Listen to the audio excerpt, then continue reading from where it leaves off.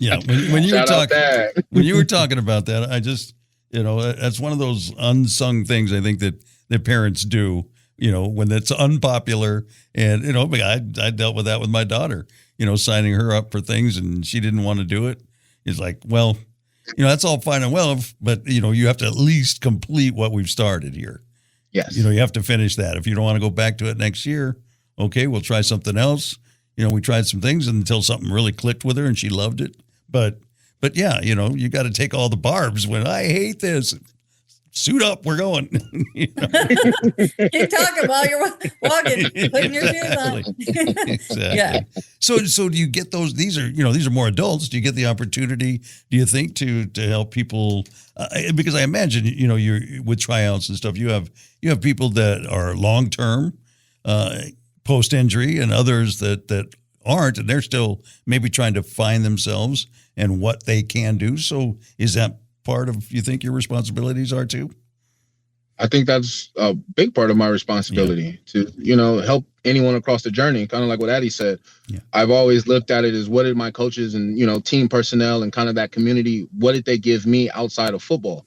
So that was, whatever emotional support or just positive encouragement or even, a good slap on the head without slapping me on the head and just help me realize some of the stuff. So, you meet all levels of athletes and all levels and walks of their life or roles of their life, but where, how do you help them along their journey? And it is my responsibility as their coach and as someone they just come across and as a good person to just, help them as much as they can and help them see that it doesn't have to start or end here and you're worth so much more.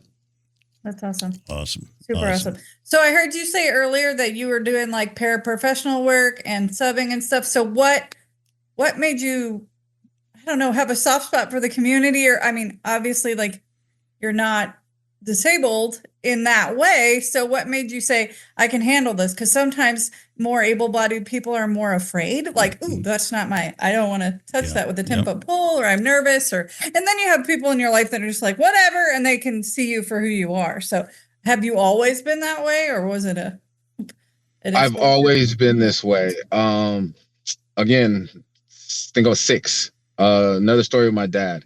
So he was a school bus driver, and specifically for Willenberg, which is a special education center.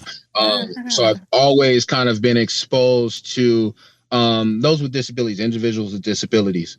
The first time he took me to work, I was on the bus, and one of our emotionally disturbed students hit me, just slapped me in the head. And I was like, whoa, what happened? And, like, yeah. And I'm like looking around and trying to figure it out. My dad's driving a bus on the freeway, and it's like, oh, okay. And then, after I got to the school, I was exposed to this world where it was just kids like me, whether they communicated different, whether, the cute girl that's going to hit me on the head on the bus.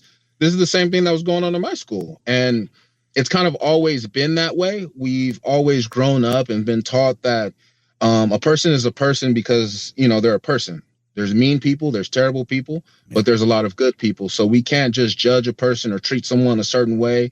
And especially, those that are deserving of just so much more, we need to give it to them. So it's always kind of been geared, I guess, set up for me. I've worked with, I believe it's called Best Buddies in high school because Norbound High School is a single story. So we had a lot of blind and visually impaired kids there. So just, hey, do you want to walk to class today? Like, here, let me help you out.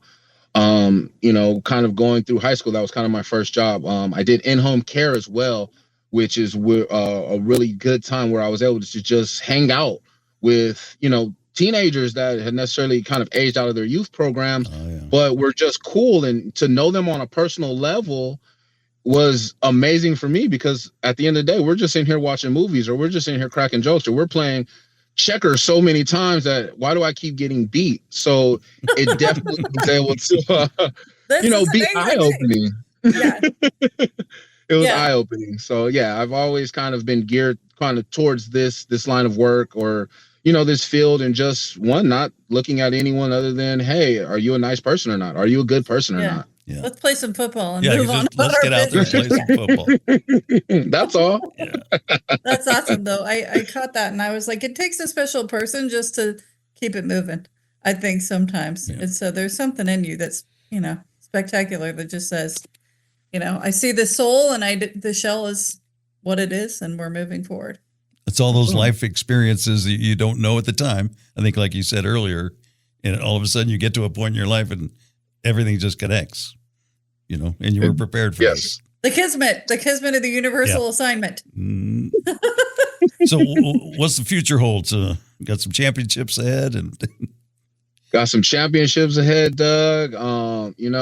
It's really just uphill from here. Seeing what kind of grows as we grow on a team, get some plays down, start really looking organized. Now, this year, a challenge that, I'm going to bring out as well as challenge my team is let's practice how we play. Let's make sure once we step on the practice field, we're translating that and we're serious out there for our 2 hours so that when we get to the games, we just show we lock in and we clock in and no one's going to beat us, whether they're bigger, stronger, faster. Yeah. And, just keep encouraging that positive team environment and making sure to support my guys and girls as much as possible.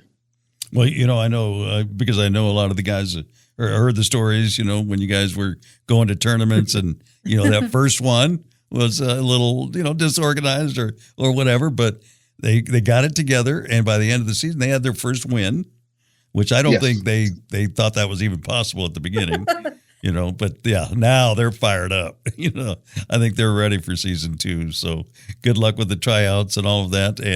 And let us know what the schedule is. We can get it out on our platform here and let people know if it's at a city near them. They can go check it out. If it's here in Southern California, let us know where we're based out of, and we'll get the word out. And I think we've got one final question for you. Addie, you want to? Oh, you want to do okay. it? So I already had almost forgotten. We ask all of our guests this. This is kind of our closing question. We're trying out this question. So I'll try it out. We've been doing it for a while. Okay. Doug, was it a support group, Doug? It was a support group.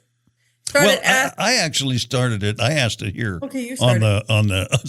I asked it here on the podcast first, and then I took it to the wheelchair support group. But I never knew it, and you'll understand when you hear the question.